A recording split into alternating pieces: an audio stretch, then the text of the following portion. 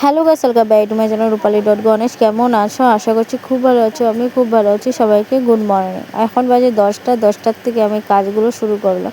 সকালে 9টার সময় ঘুম থেকে উঠে বাসি কাজ করে সব কিছু শেষ করে, আজকে যেহেতু বিপদনাশিনী পুজো, তো সেইভাবে আর কি পুরিগুলো ভাজছিলাম। কেউ কিছু মনে করো না, আমি কিন্তু আমার নিজের ইয়ের জন্যই ভাজছিলাম, যেহেতু অল্পটা ঠাকুরের জন্য ভাজবো, যেহেতু আমার এগুলো করাইতেই আমি করতে লাগে, কিছু করার নেই। তো যাই হোক, ভিডিওটা ভালো লাগবে। আমার সেইভাবে ঠাকুরের বাসনপত্র নাই, তো আমার যেগুলো ছিল সেগুলো দিয়ে আমি পুজোটা কমপ্লিট করতে পারছিলাম, এটাই চিন্তা করছিলাম। তো যেমন প্রতি বছর যেভাবে করি সেভাবেই করছি।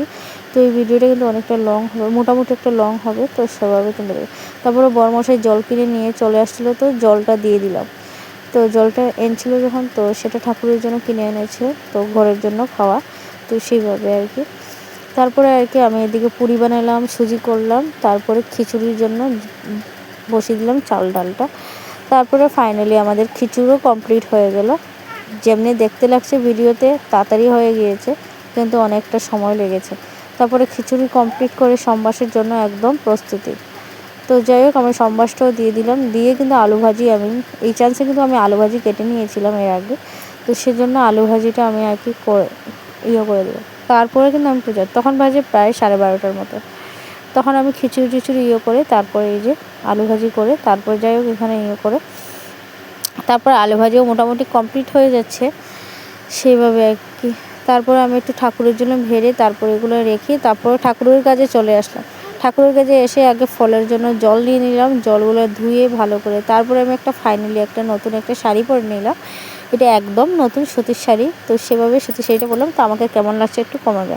আজকে যেহেতু একটু বউ সাজে, আমার পূজা হলে আমার শাড়ি না পরলে একদমই ভালো লাগে না, আর বউ মানুষ শাড়ি তো পরতেই লাগবে, তো তাই আর কি শাড়ি পরে নিচ্ছিলাম। তো যাই হোক, সেভাবে আর কি শাড়ি টাড়ি পরে তারপরে এখানে পুজোর কাজে লেগে গেছি। তো মোটামুটি আমার ফাইনালি ফল টল কাটা শেষ, আর এদিকে হলো আমার ঘরটা বসানো পারলাম। তো ঘরটা আমি বসিয়ে দিলাম, এদিকে ঠাকুর কিন্তু আমি এরকম চেয়ারের উপরে বসিয়েছি। চেয়ারটা ভালো করে ধুয়ে নিয়েছিলাম, ধুয়ে তারপরে এখানে একটা কাপড় দিয়ে বসিয়েছি। তো এই যে তারপরে আমার পুজোটা মোটামুটি আমার ঘর বসানোর পর দেখি আমার ছেলেও চলে আসছিলো। আমি ঘর বসে আমার ছেলেও চলে আসছে।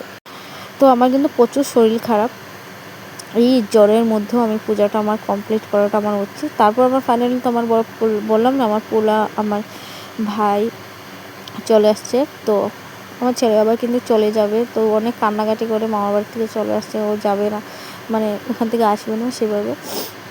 তারপর একটু কাশি ঘন্টা বাজিয়ে আমি ধূপধুনে দেখি, তারপরে মোটামুটি আমার ফাইনালি আমার একদম পূজার ডান, মানে কমপ্লিট হয়ে গিয়েছে। তারপরে ভাইকে দেখলাম, ভাই এখানে মোবাইল দেখছিল। আমার পূজা তো এখানে হয়ে গিয়েছে, তো কেমন হয়েছে একটু কমেন্ট করে বলবো। আমি একটু হেঁটে নিলাম এই সাইডে, তারপরে ঠাকুর প্রণাম করে তারপরে আমার একদম সব কিছু করে তারপরে বাটা নামানোর পালা।